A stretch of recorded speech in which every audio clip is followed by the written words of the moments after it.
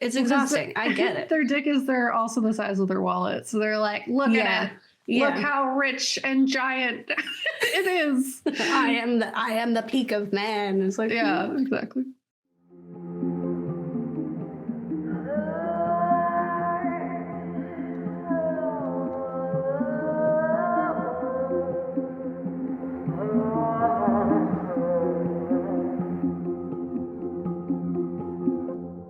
Hi, I'm Gabe. And I'm Kat. And we're the Ghouls next door. Talking about spooky stuff. Yes. As is expected of a Ghouls Next Door. The supreme Ghouls Next Door. Yeah.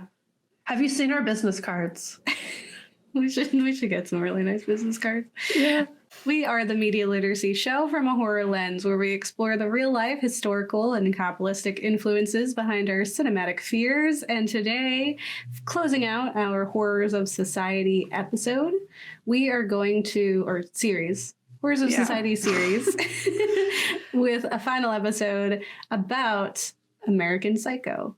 Yeah, and like what a time this film was. It was more comedic than horrifying. Yeah. And I think that's what made it fun. And I think that's what it was trying to do. Like, it was like, look at this horrible thing that society does, but also look at this ridiculous man. So funny. You know?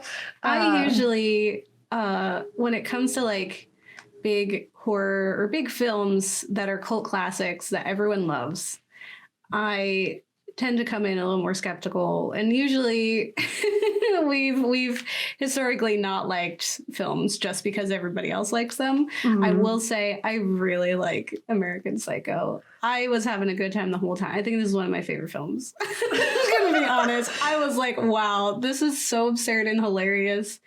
What a riot. Yeah.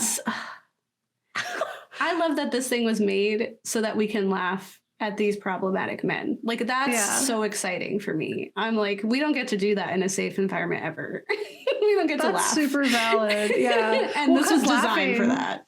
In a toxic masculine space is very dangerous because they take themselves very seriously. Yeah. So to be laughed at is not allowed. Mm-hmm. But the movie, when you're in your house, you're allowed. Yeah. It's a good time. And like, Aaron was intending for us to laugh. Like everything, like it was all so absurd with the intention to make you laugh. And that was beautifully done. It's so good. There, in my section, I will talk about how some fans are doing it wrong. You know, this film is one of those that has been misinterpreted or just like the point goes right over someone's head. And it's like, how do you get to a point where you think, I want to be this guy? Well, that's the whole, when I get to my section, the whole thing is the socialization of white men in America is to be this man. Yeah. And that's why a lot of the point is like missed, but also like the entire idolization of him is why a commentary needed to exist in the first place. It's such a wild experience. I've met many men who literally, specifically in high school, I haven't really met any adult men who idolize Patrick Bateman in real life. I don't bump elbows with those types. Yeah, but in high school, I vividly remember multiple individuals who were like, I love that guy. His whole thing, I want to be that. And I'm like, you're terrifying. You were the joke. You're the punchline of the joke. So scary. Yeah. But I mean, they are. I think it's a piece that, you know, can contribute to some of the themes that it's trying to critique, because like in that way, also with the intense violence that occurs, like you at some point you are just contributing as well. But I think it's also just a valuable piece of cinema. It's also, you know, it takes place in the 80s and it's supposed to be commentary on 80s specific consumer culture, but it's not super far-fetched from what we are very much in this. And I just think of a new version of this would include like Bateman having extensive cryptocurrency, you know? Yeah. He would definitely be invested in Bitcoin and would idolize, what's his name? Elon Musk. Oh, for sure. It's fun. I don't know, because I know Trump gets mentioned a lot in the movie and in the book, apparently, in a kind of like fixated fashion. That I don't know if like what Musk was doing when this was written, but I guess he just wasn't as much in the limelight. No. But yeah, I agree. If it was like repurposed to be now, it would be like Musk, Bezos, Zuckerberg on the list of people who are like, heck yeah, let's make industry towns. We love it. Yeah. Yeah. And just like, I think Musk really benefits from a very specific persona that he puts out that's completely false. And it's exactly this, right? It just so happens that he's the one who went forward with it. He's just such a good liar that people believe him. And that's exactly what Bateman is. I think it's such a fascinating film. And I get it. You know, it's one of those where I'm like, okay, yeah. All right, I'll let people like it. That's good. Let's hop in because I got a lot to say about it. Say the words. So as we said, we're talking about American Psycho, which is from 2000, the year 2000. We don't often cover things that far behind. Like early 2000 things were like, wow, this is silly, this is old. Or this is so relevant, so bad, and that didn't happen. Yeah, as bad here. Yeah, like besides the absurd technology, like the gigantic phones, you could swap at like this movie could exist at any time. And it's kind of sad, but it's the truth. So American Psycho is about a wealthy New York City investment banking executive, Patrick Bateman, hides his alternate psychopathic ego from his coworkers and friends as he delves deeper into his violent hedonistic fantasies. It's directed by Mary Herron. And it is a brilliantly satirical and comical view at the toxicity of consumerism and masculinity and materialism and just everything. Yeah. There's so many things I could talk about, and I was like, I need to slim this down. But Mary Herron's film is an adaptation of Bret Easton Ellis's controversial novel of the same name and has very similar vibes. It's, I think the only thing where Herron felt she went a little different was the ending, which inspired people to have a different point of view of the story. Yeah. And she's like, oops. And also just like the lens too. Yeah, exactly. Well, so Christian Bale plays Patrick Bateman, and it is said that he was heavily inspired by the insincerity of Tom Cruise. And while I was looking up images to replicate for our visual viewers, I found this one image and I was like, you can't tell me that's not Tom Cruise. It's like, I'm pretty sure that this is just an image of Tom Cruise. Like I don't get Tom Cruise fascination. I always feel that he's disingenuous in that way. Like, I don't get it. I don't get him. I don't get his films. None of it.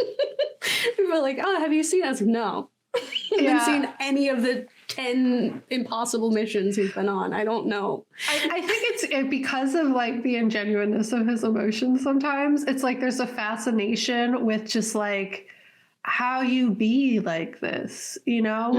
We're just like, I cannot fathom why. He also has that, like, he has very Bateman qualities to him in that he envisions himself as a very specific human and tries to impose that image on everybody else. Like, he wants to be seen and believed to be a very specific person of power and height, including like the way that they shoot films to make him seem taller, because he's just so insecure in his own like personhood, which could be tied to, you know, just the fact that he's been a celebrity for so long, also his religion, there's a lot of money. Yeah. So it seems very truthful that it would be inspired by Tom Cruise, not even just like insincerity. Like, I think Bateman and Tom Cruise are pretty close.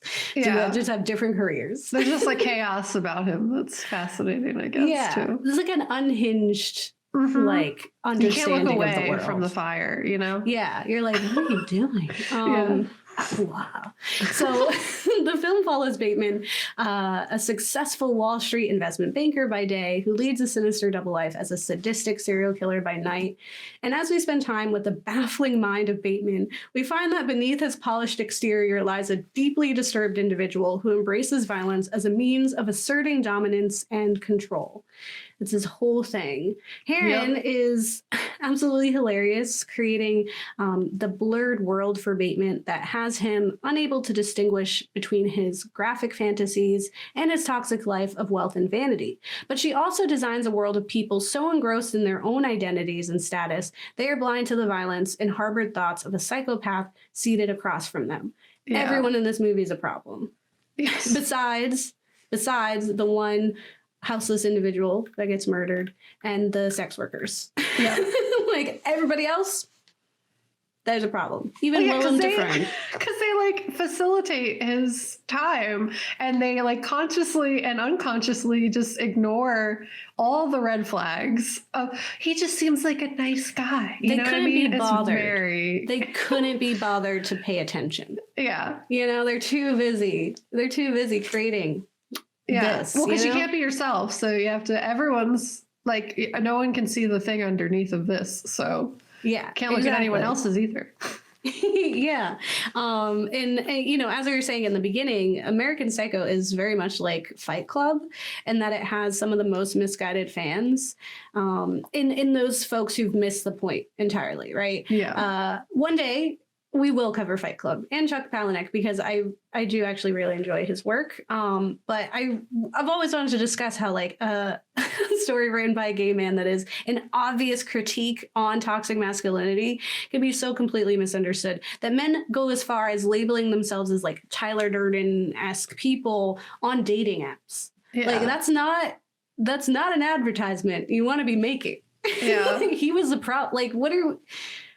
the same could be said about the people who idolize American Psycho, where men leap entirely over the point and land on, this is my identity now, idolizing the problematic and laughably absurd masculine monster that is Patrick Bateman. Yeah. And actually, I saw this like one random interview with Bale where he mentioned it was like uncomfortable for him when fans like were idolizing Bateman because he's just like, well, why?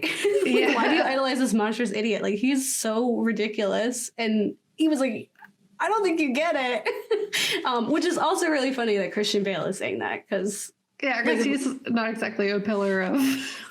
Yeah, he'd be yelling at people you don't need to be doing. Yeah. That's why I was like, I didn't ever think I would like a thing Christian Bale was in either. I did like the mechanics, but anyway. Yeah. But for those of us who got the point, like properly, American Psycho is a brilliant feminist film in some ways, right? Bateman is so excruciatingly pitiful, socially inept and pathetic. We can roll our eyes alongside the sex workers just doing their job to catch a bag. We can smirk at his exhaustive morning skincare routine, his excessive grooming, and deliberate clothing choices he makes with the intent of convincing us and himself of the very manly man that he is. Yep. It's exhausting for all of us involved, including him. And it's an ideology that is harmful even to himself. And we can even go as far as understanding the confusion between him and another coworker, like mistaking him for someone else, because all of these men are the same and they are all the vice president. Yeah. I just can't, like, how do you not know this is a joke? Yeah. I don't get Everyone's president. Everyone gets we can't all, like, we were watching, I was like, we cannot all be vice president. That's not how that works. Yeah. So Patrick Bateman and his Wall Street colleagues are in a constant pursuit of the latest fashion, high-end dining experiences, and status symbols. And each man is void of their own personality, defined only by their status and the items they surround themselves with, which sometimes those items are their pretty blonde women. Yep. Right? They are indistinguishable from the next, if not for their specific suit or access to exclusive restaurants, which is, again, this hierarchical thing, right? Yeah. The meticulous attention to detail regarding fashion labels, business cards, and even the superior taste in music becomes a reflection of their identities and a way to establish dominance over one another. I'm better than you because I like Huey Lewis in the News. Sidebar, Gabe hates Huey Lewis in the News. I cannot stand them. It's the worst music ever. So I was like, okay, I get it. I know who this guy is. Status is such a crippling obsession to Bateman that all of his decisions are wrapped in the pursuit of elevation, caught in an endless dick measuring contest. That's every day. Yep. That hits what he is. It's exhausting. I get it. Their dick is they're also the size of their wallet. So they're like, look at it. Yeah. Look how rich and giant it is. I am the peak of man. It's like, yeah, exactly. One of the best scenes in arguably all of cinema is the infamous business card scene. It's a brilliant example of the absurd lengths these characters go to for superiority, the laughably absurd severity of focus on the color, font, and weight of the business card highlights their shallow preoccupation with appearances and the desperate need for validation. It's when that scene came on and they're like, check out this new business card, and it's like everyone was the same except like one was like a different font. Maybe like slightly, like one was like, mine is ivory but mine's eggshell. And I was like, this is like when you're wedding dress shopping. Yeah. You know, and you're very specific about the linens or something. Yeah. Like, I was like, I can't tell the difference, but this I did see that everyone picture. Was. Yeah. Yes. And everyone's a vice president. I was like, you cannot, what is this company? And they were in mergers and acquisitions, which is just essentially the same as the severance company. Yeah. So what is mergers and acquisitions? What is that? What are you doing? Nothing. You're not doing anything. Yeah. The film confronts our own obsession with status and the exaggerated portrayal of these wealthy monsters. But do we not see some truth in them? They're exaggerated, sure, but also not. Yeah. Like, I can believe there's some men out there who feel very strongly about business cards and their skincare routine. We're left questioning whether consumerism has become the new religion where people worship brands and possessions rather than seeking genuine connections or personal growth and leaving husks of humans in their wake because none of them were an actual person. Through the film's violence, we find an expression of frustration and a release from the pressures of consumer-driven society. Bateman's murderous tendencies, seemingly driven by his dissatisfaction with the world around him, represents a darker consequence of a society that values superficiality above all else. It's a cry for help. And he doesn't even know he's doing that, right? It's hurting him so much that he has to act out in some way to feel relevant. And it's like fueled by his own like sense of superiority also, like the people he chooses. Yeah. And it's like it's a confliction of superiority, but also feeling like he is inferior, right? Like he's constantly fighting, like, why don't you know? Like he's so at odds with the rest of the world that's like, who are you? No one even remembers your name. You look like the 7 other men in this room. Yeah. This picture is the same. Yeah. This is the same picture. He's like, I'm unique. Yeah, he's like, but I'm Patrick Bateman. Because I murder, you know? That's a different thing I do. Newsflash. You're all murdering the lower class. And you kill houseless populations all the time. Yep. His acting out is the destructive nature of unchecked consumerism, and it shows the lengths to which individuals might go to escape the monotony and hollowness of their lives and identity. And in a twisted way, Bateman's acts of violence become a rebellion against a world that has reduced humanity to mere commodities. And each part of his intricately designed persona and existence is with specific intention to be something he can never actually be. Right? Or like that he believes he already is. He's just trying to convince everyone else to catch up, right? Yeah. And he has left humanity behind and become a commodity himself, unable to connect with other humans in any genuine way. He has separated himself so severely from reality and his own self that he views his life like a film. That's why he's narrating it to us. Like he's so detached from his actions. It's like, oh, look, I'm just watching this beautiful film. He's like, all the fans here are stupid about it. Look at me flex my muscles as I murder things. Yeah. Checking myself out as I have sex. This is so ridiculous. The relentless pressure to conform to societal expectations of success, power, and dominance leaves no room for vulnerability or emotional expression, which is why I think it also exposes the emotionally stunted nature of toxic masculinity and the toll that it takes on individuals' mental and emotional well-being. In his constant pursuit of being the best and most important person in the room, he has to sacrifice just being a human, just existing in his own emotions and feelings, because there's no room for that in the conference room, right? That's why even the business cards are completely devoid of personality. You can't have one of those.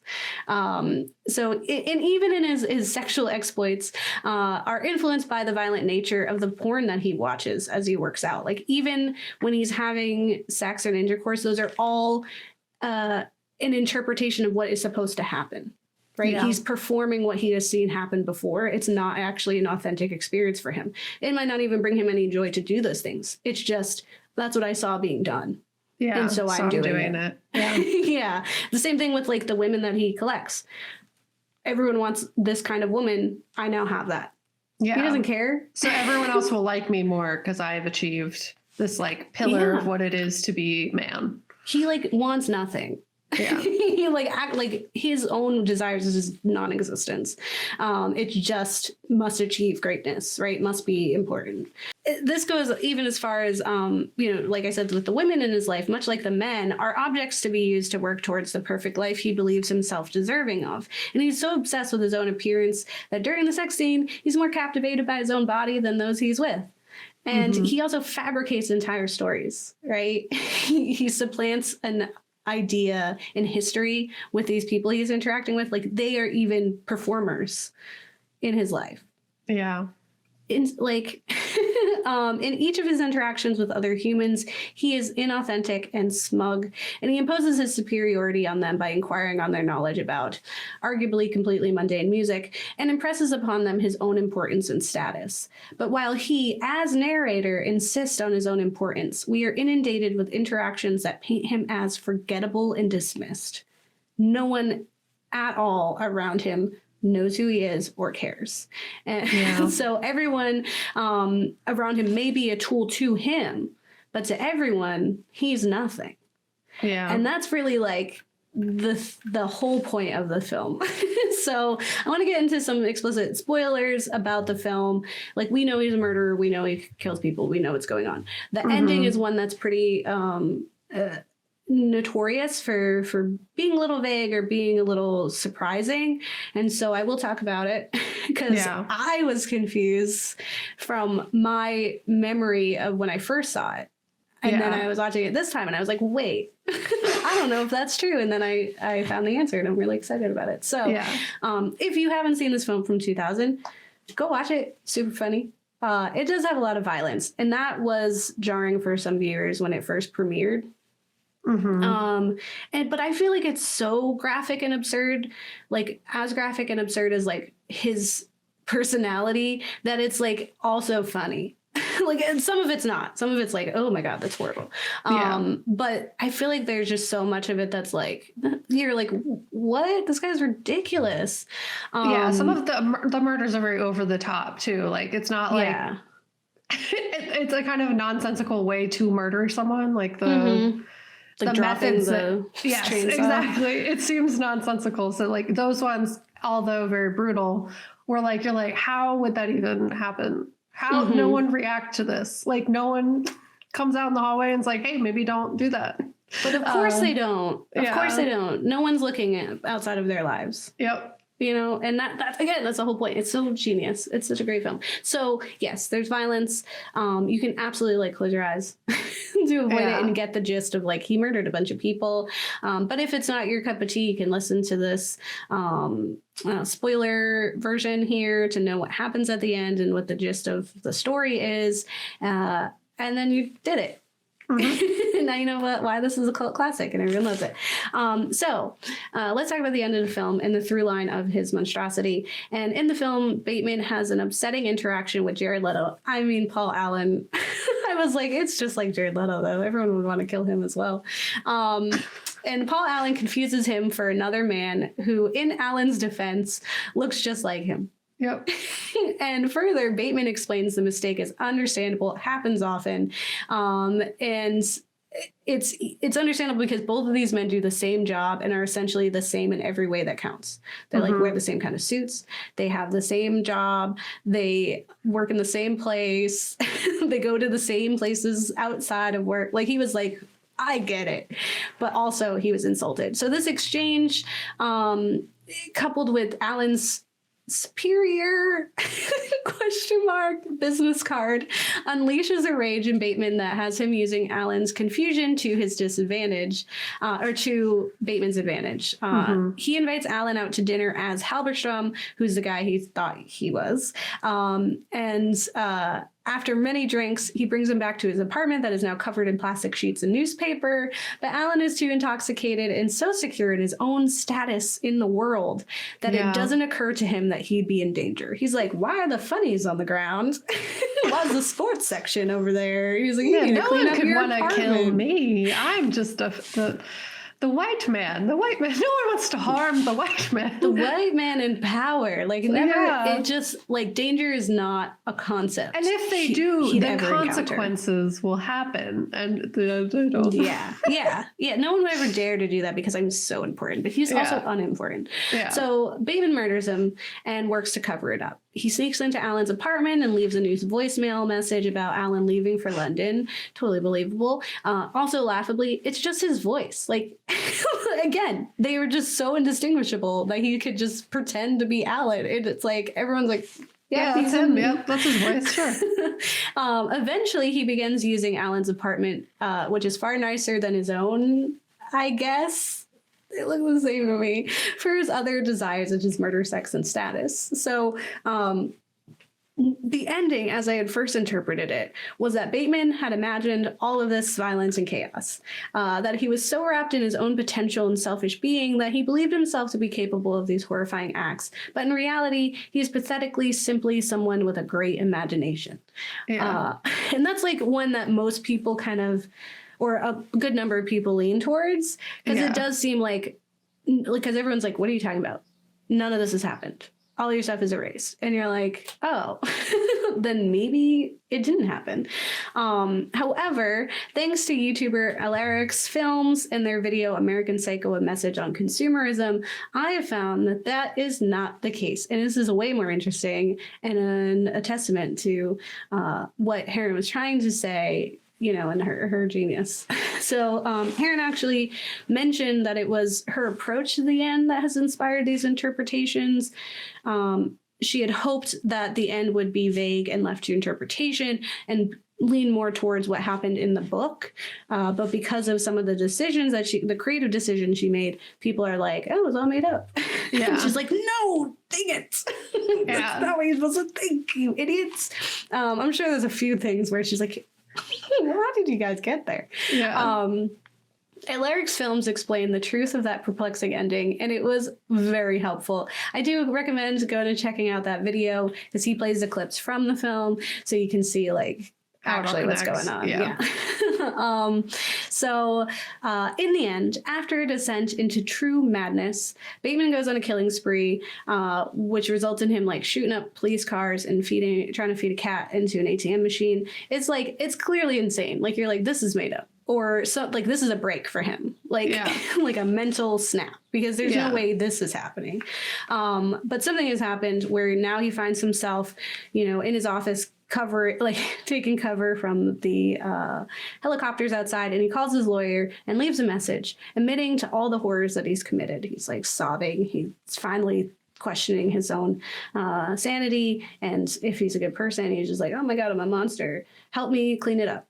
It's not really like oops, it's like, I'm gonna keep doing it, right? But after this harrowing night where he's unscathed, nothing bad happens to him, he finds his lawyer at this event, and he is at first mistaken for someone else entirely. Like, the lawyer doesn't even know who he is. He's unforgettable, right? And when he explains, no, I'm Patrick Bateman, he's laughed off for his absurd joke. I was like, oh, you really had me going. And Bateman tries to convey the truth of the matter, but is continually dismissed. You know, they're like, this isn't a joke. Like, why do you keep making this a joke? And the lawyer explains that he'd actually seen Alan recently in London, so he couldn't possibly be dead. And this is an idea that the detective, Willem Dafoe, of the case shared previously. And it's an idea that is heavily influenced by Bateman's message on Alan's phone. So he left that message saying, I'm going to London for a few weeks, and everyone believed it. So then we saw a guy who vaguely looks like Alan in London a few weeks ago. It had to have been him. Yeah. Because no one matters. No one knows who anyone is. Yeah. So panicked, Bateman runs to Alan's apartment where he had been storing the gruesome corpses of his victims. It was a murder capital the night before, where it was just splattered blood on the walls. It was just like, it was horrifying. It was like a haunted house of horrors for the last victim running out of there. But when he gets there, the apartment is immaculate. Pristine white walls and a chipper real estate agent are there instead of blood and regret. And we would then be led to believe none of what we've seen has happened because like everything's cleaned up. So he's clearly insane, right? He thought there's blood everywhere and he was doing murder, but this whole time he didn't even get into the apartment, right? Yeah. But instead, if we consider that Alan's family was investigating his disappearance and keeping it under wraps, that's what the detective says. Like, oh, his family's concerned, but we're keeping this on the down low. We could understand that perhaps the family discovered the violent aftermath and thought it was committed by Alan. Yeah. Right? He's very capable because he's terrifying white man with power. Yeah. So instead, they would think that his disappearance is a result of him fleeing the scene of the crime, not just going off, right? Yeah. So they would then clean up his mistakes and move on like it never happened. Yeah. Right. To cover his tracks. So then this leaves the only act that was truly Bateman's to be erased and rewritten as someone else's. Even his villainy is not his own, as he is condemned to forever be mistaken for someone else, so terribly forgettable and unoriginal that no one will remember his name. Yep. And I think it's such a bittersweet, like, ending that was well-deserved, so. Oh, 100%. And it's like, I see, when you were like, oh no, none of it's real, I was like, what do you mean? Of course the white man got away with it. So it's just like really funny to me. I totally agree with that YouTuber. I didn't see the video, but the 100%.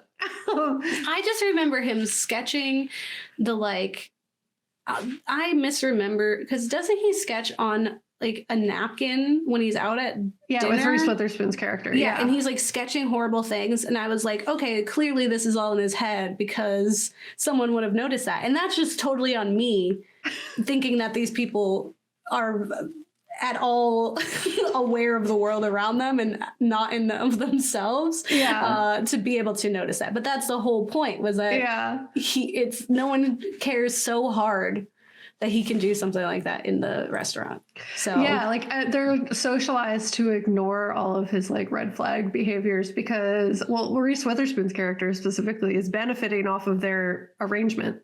Even in her crying when he breaks up with her, she immediately stops crying in very typical white woman fashion, where she's like, all right, that wasn't real. All right, the show's over. Yeah, I got my attention. I got to be the victim. Yeah, exactly. And now I can move on. Yeah, and she doesn't care who he is or what he's doing. But now she could just always paint him as the bad guy. Oh, 100%. And then also, like, she can continue to have sex with that random man that is his friend, in quotations, without any consequence. But now she has to, like, be a single woman, and that's, like, a whole other thing. I don't even know. Yeah. But ultimately, what I'm going to be covering in my section is less about, like, Patrick Bateman himself, but more, like, the people who idolize him, as well as, like, I guess the rich white men that maybe he embodies in a lot of ways. So the film is a commentary on many things, but most glaringly the ego of rich white men who have never experienced consequences for their actions and struggle to grasp reality, or like what right and wrong is, or like who they are, or what it is to exist and be a person.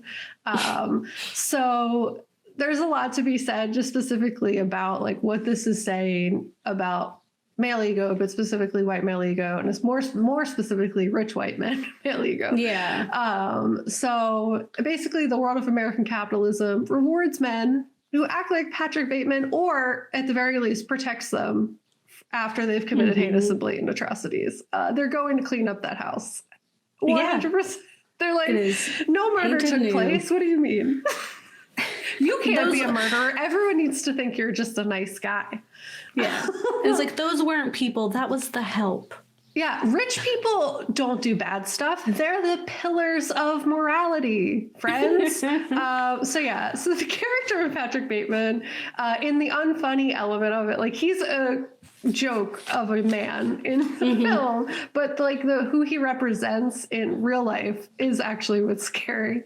So he embodies these intersections between consumerism, capitalism, white supremacy, and toxic masculinity. So like the real men that exist, like the one that's mentioned many times throughout the film, Donald Trump, are the scary ones, because like they're the ones actually out there doing horrible stuff and not getting consequences at all for those actions. So in an article titled "How Money Changes the Way You Think and Feel," I basically found a bunch of stuff that talks about how wealth influences the human brain and how it further disconnects people from each other and their capacity for empathy, happiness, etc., as well as genuine like human connection. Because the things you have to do to become a rich person, specifically in America, detach you from genuine human connection, because what's rewarded is inauthenticity instead of authenticity. So in this article on berkeley.edu's Greater Good magazine, they outline the ways wealth impacts the human mind. The article outlines that because of the privileges that wealth affords, wealthy people generally have less empathy for their fellow human, have clouded moral judgment, are more likely to exhibit addictive behavior, more likely to pursue additional wealth and like luxury items at a compulsive level, that children who grow up wealthy are often more anxious, depressed, and isolated emotionally, and that in general, wealthy people experience social isolation, and that the achievement of economic success oftentimes brings people further from happiness and genuine love. The lack of empathy ties back to the absence of the need to depend on other humans for their basic everyday survival. Operating in a lower social economic bracket often necessitates it takes a village mentality. It necessitates connection to other human beings for survival, and therefore makes people more aware of what other humans are doing. So working with your fellow human to achieve survival and safety. Money removes that necessity for dependence, and because of this, the acknowledgement of others fundamentally changes. It's more observational and less survival. So you get the man who's in the house covered in plastic and he's like, I'm safe. Yeah. I am me. Nothing else exists but me. In his mind, he's just like floating through the air, just screaming me. So understanding the facial expressions, body cues, and other physical indicators of the environment around them and their safety are not relevant for wealthy individuals who, because of their wealth, are not faced with the active threat of death. They're not actively worrying like if they're going to be unhoused, And the influence, and they can live forever, they have the money to be able to extend their life. Literally. Yeah, they don't have to deal with like common illnesses because they have the money to pay for all the medicines or whatever, or like the cutting edge new technology or whatever. Yeah, we saw that with COVID. Yeah, right? It's a whole thing. So the influence of wealth also changes our understandings of like needs versus wants, because you are not in this like fight or flight, need for survival mentality. Your prioritization of like what you need versus what you want are going to be more superficial. You're not going to be like, oh, I need to find food. You're going to be like, oh, my business card needs to be ivory with a specific indentation, because that's the most important thing in the entire world, because like their concept of like existence does not prioritize survival. Essentially, it's about superficial stuff. So this detaches them further from the understanding of other humans whose actions are more motivated by survival instead of indulgence. The article goes on to say, a lot of what we see is a baseline orientation that lower class individuals to be more empathetic and upper class to be less so. This co-author Michael Cross told Time that lower class environments are much different from upper class environments. Lower class individuals have to respond to respond chronically to a number of vulnerabilities and social threats. You really need to depend on others so that they will tell you if a social threat or opportunity is coming. And that makes you more perceptive to other people's emotions. Psychologists who study the impact of wealth and inequity on human behavior have found that money can powerfully influence our thoughts and actions in ways that are often we're not aware of. No matter our economic circumstances. The UC Berkeley research found that even fake money can make people behave with less regard for others. Okay, all money is fake. Yes. But they're talking about like monopoly money. Yeah.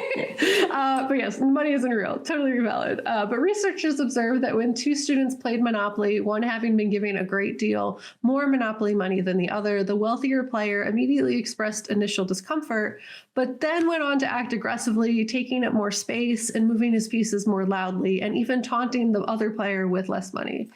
I've always hated playing Monopoly. It was it's never been fun for me. I was like, so I don't stressful. like this. I don't like Monopoly either. This is a bad game. and it's like a whole thing too, because it's like it's such a pillar of like you're growing up like in society. People are like, let's play Monopoly. I'm like, that sounds like the one. It's like the longest game ever.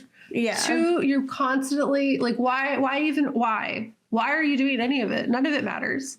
Yeah. Like, why I have to pay rent houses? now. Why do I want to pretend to keep paying rent other places? Like, I don't want to do that. And like someone steps on my property, I have to penalize. It's like a whole weird time. I've never really liked Monopoly. I find it really odd. It was created to not be as cool as it is. Like, it was created to be like, a monopoly is a bad thing to have. And everyone's like, I love this. Yeah, I love this. This gives me a taste of what it could be. I don't know. It's a whole time. Yeah, like all the colonizer games. I can't. I know. When I've discovered that my previous love of what's the game called? Oh my goodness. Catan is just probably my ancestral desire to colonize. I was like, no, I can't ever play this game again because ouch. I can't play any of them. Yeah. Any of them. No, because it's so real. And I like didn't even think about it that way. And once I saw it, I could never unsee it. So it's just what it is. So gross. In another article that covers the same Monopoly experiment, they elaborate that the root cause of social aggression that took place in that experiment, and in general when wealthy people receive more wealth, can be explained by the theory called social class essentialism, which is like a fancy word that basically is the rationalization that humans might grasp for when trying to understand their surroundings and why they were given so much more and other people so much less. So essentially, the article I learned this term from was called How Money Affects the Psychology of the Extremely Rich on Swaddle. In essence, it's Patrick Bateman's whole deal.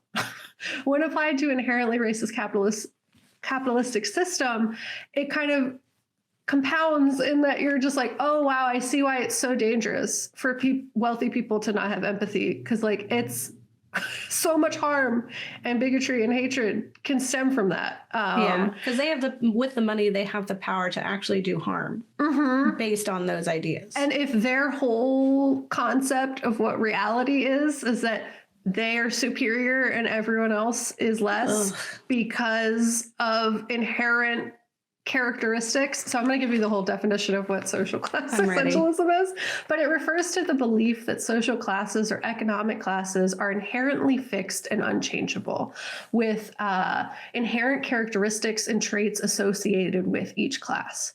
It suggests that individual social class positions are determined by their innate qualities, abilities, or inherent characteristics, rather than external factors such as social structures, economic opportunities, or systemic inequities.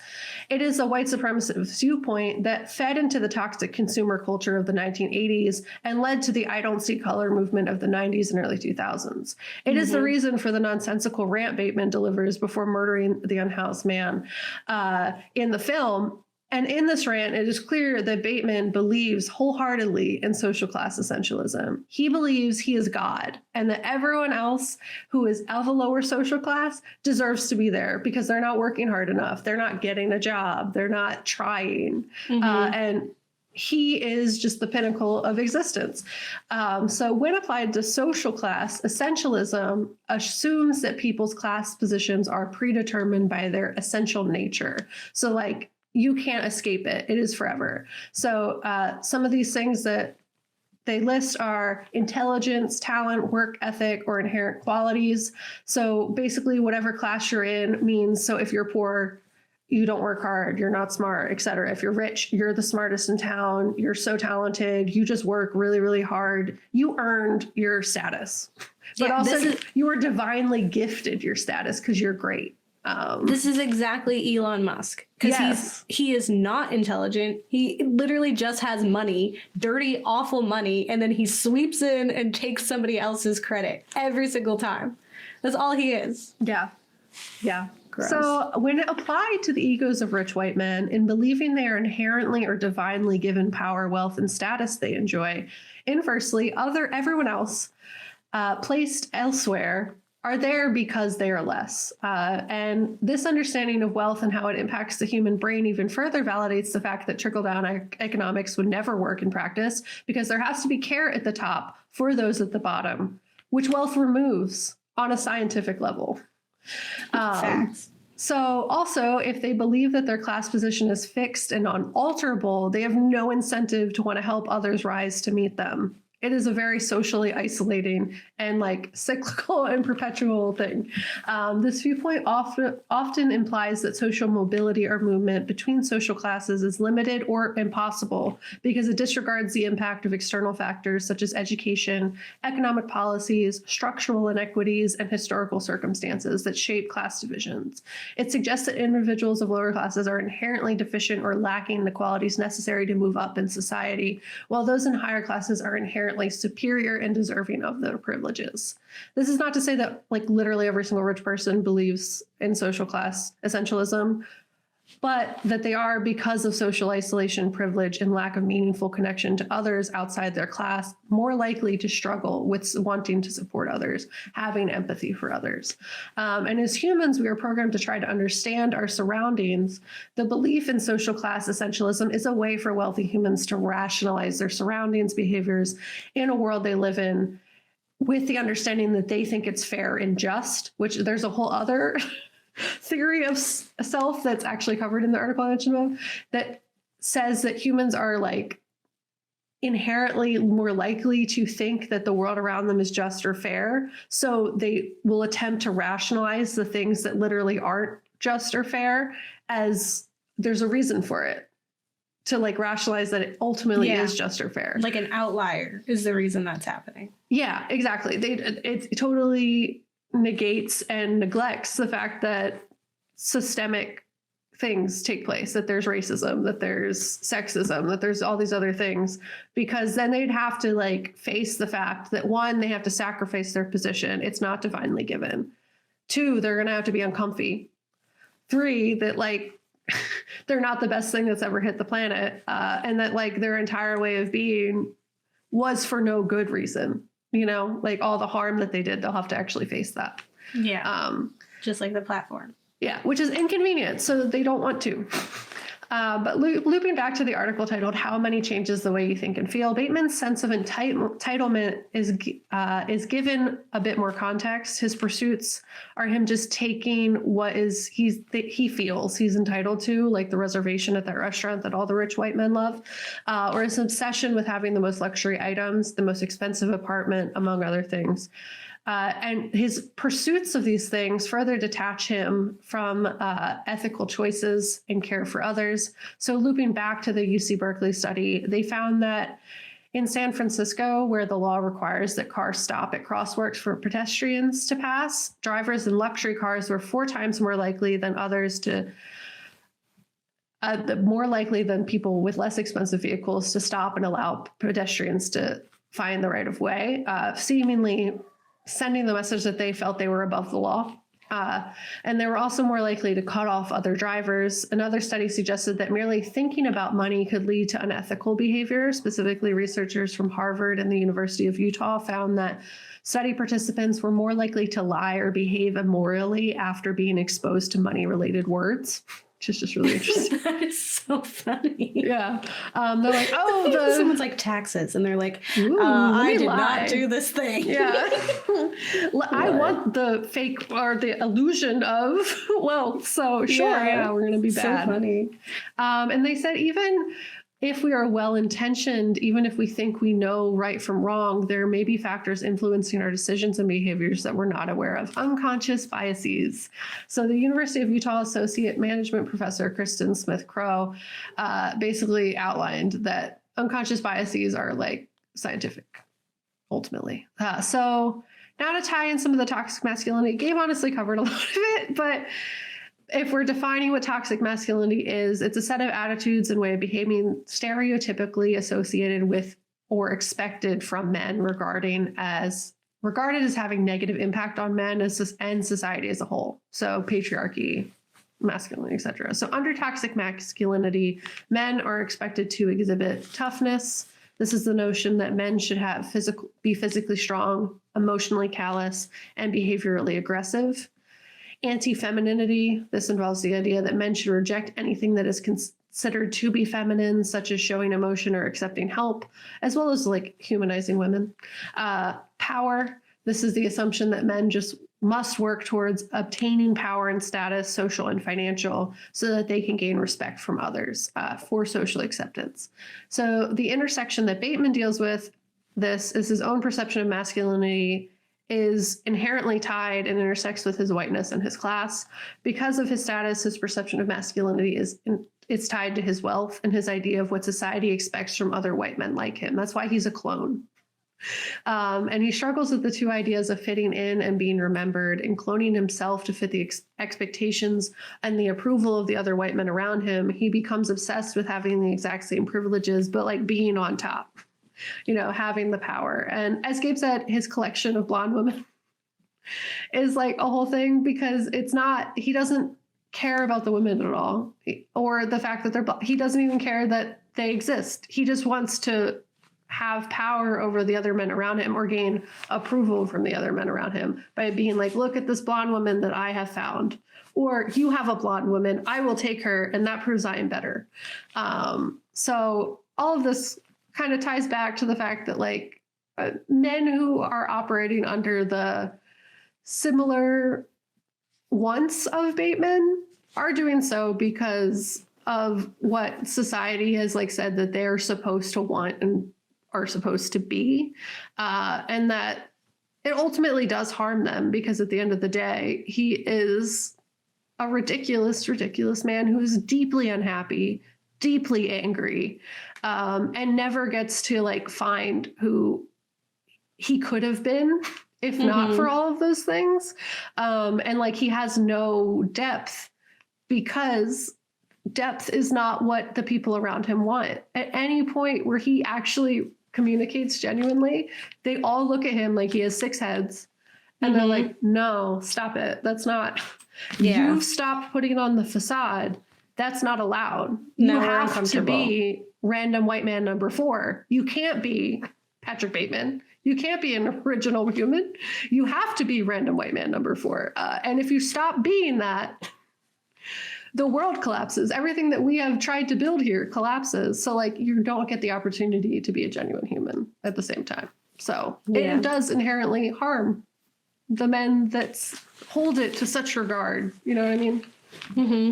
Yeah, I also like thinking about his reaction, like his interactions with the women in his life. Like he does that like alpha male thing where he orders for his date, which is just like super gross. First of all, it's not cute by any means. Yeah. But also that scene where he does order for her, she is notorious, like she's known for being drugged up. Like she's constantly on the other man's drugs. Wife, yes. Yes, the other man's partner. I don't know if I don't think they're married yet. Yeah. Who also is gay. Yeah. That guy was also gay, but he has to be in the closet because he has to uphold himself to a specific You have to be the So he's heteronormative man. performing. Yeah. So that even that has a whole thing. But she is like passing out at the table. No one has anything to say. No one says anything about it. But we are led to believe that she is always in this state because whenever we see her, she's like this, and nobody around them reacts to it. So like, just no one sees each other at all. And what a lonely existence that is. And that's why I think people, especially with like toxic masculinity, right, is that the alpha males or whatever people who think they are one or want to be one, and, you know, don't believe in toxic masculinity, like they don't understand that it hurts them too. Yeah. Right? Like the fact that Patrick Bateman cannot cry or, you know, talk about his feelings or could allow himself a day where he doesn't have to be perfect is making him also a victim of this same mentality. And that's what happens. Like, you don't have to do that. And that's why, you know, there's a higher rate of, you know, suicide among males, because there's specific containment of who they are and what they're allowed to feel.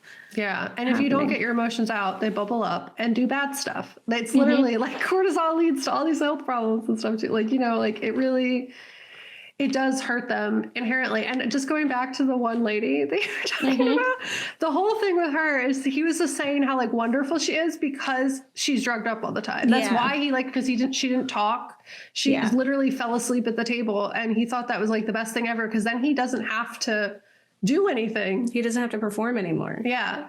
He literally is performing for the room, sure, but he doesn't have to like perform for her.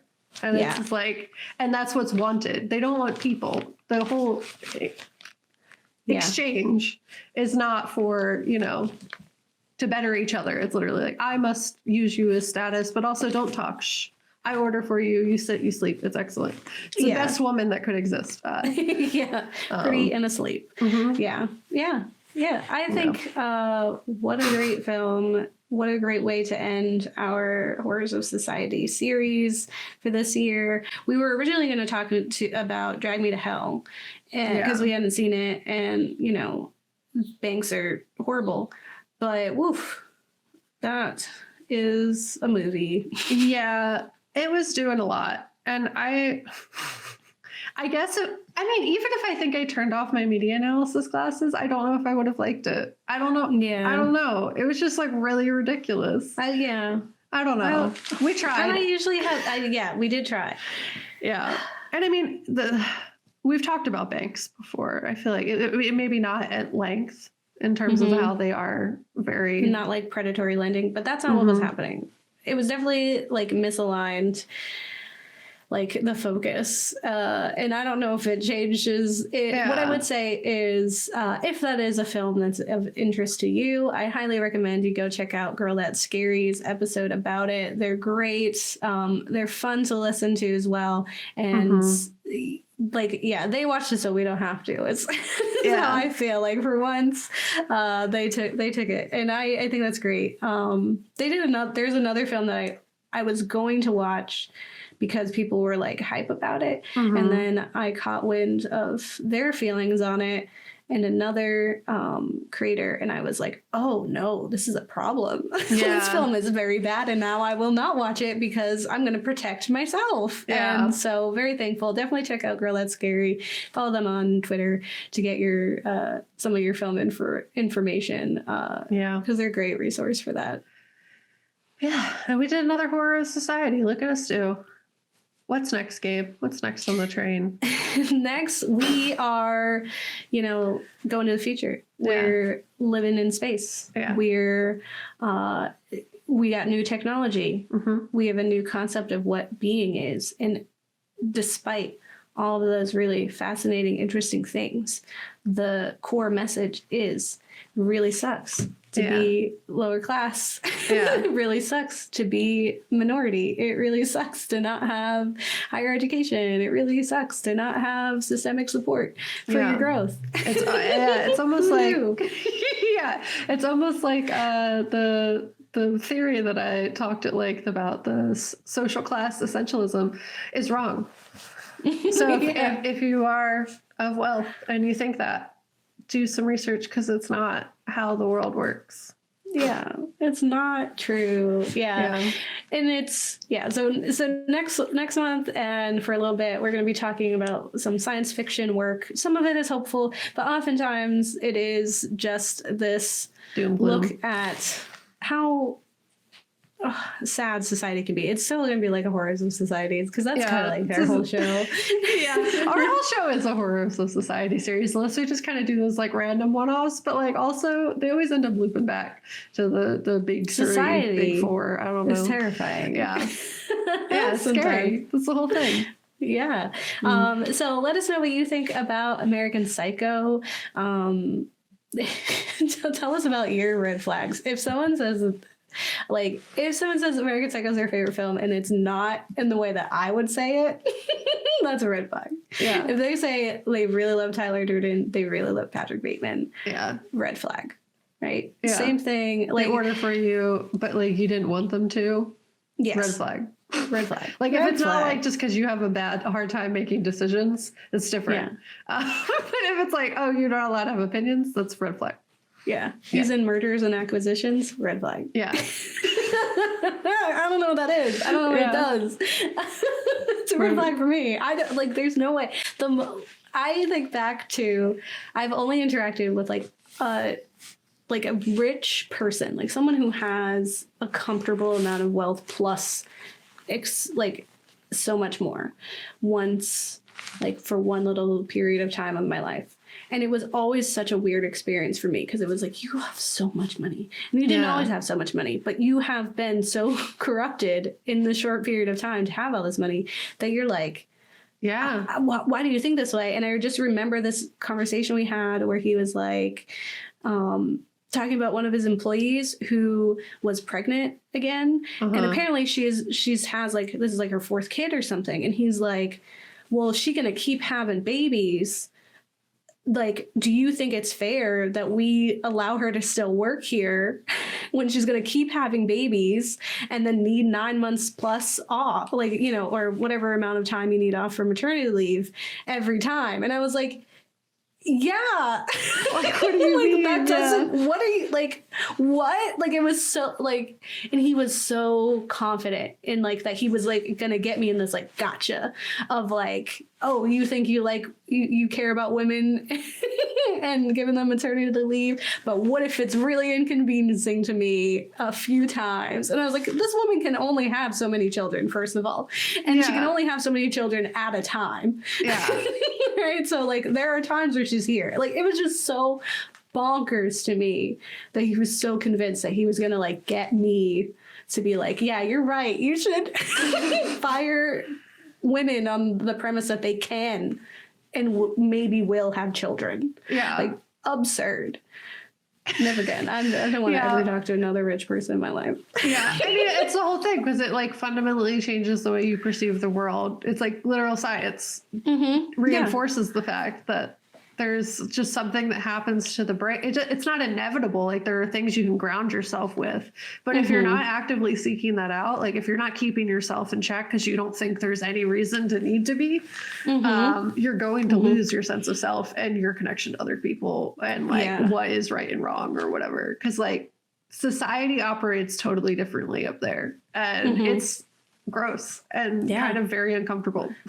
Yeah, it becomes like me versus everybody else. Yeah. Like, and everybody else is like out to get me. They're no longer like a person. Yeah. They're no longer deserving of compassion and understanding because everybody's trying to take my money. 100%. And another thing I read in one of the other articles I read was that it was like, if you have any like anxieties or like kind of like insecurities, those will only be amplified by wealth because you get so socially isolated and because like your connection to others just changes in such a fundamental way that, like, if you are paranoid and think that other people are out to get you, you are going to just the wealth doesn't erase your problems. It just kind of amplifies them, honestly. Yeah. Because now they have more reason. Yeah. Because you have more to lose in your perspective of the situation. Yeah. It's all a thing. Yeah. That's why a lot of people break up if there is like a wealth situation that happens later. Like, they've been married for forever, but then one of them becomes a hoarding dragon of wealth. And so then it was like, screw you, Bezos, I'm going to leave and I'm going to take all this money. Yeah. And go live my life. Donate it because money's evil. Yeah. I was like, what a win for like society. Yeah. What a blessing. I wish him all the unhappiness in the world. And some of the other folks like that. It's just like, it is sick. It's like a sickness. Wealth can be a sickness. And toxic masculinity is a sickness. Yeah. Consumerism, materialism. White supremacy, white supremacy, hallelujah. So with that, on that fun note, don't get married. Delete your kids. Yeah. That's it. Or they'll Nothing be happens to sad kids. because you're rich. I don't know. Oh yeah, now they can't express emotions properly because they've been rich. Yeah. And they have never Had a worried. genuine conversation. Yeah, because you don't even see your kids. Yeah. You're too busy. Yeah. Sad. Bye.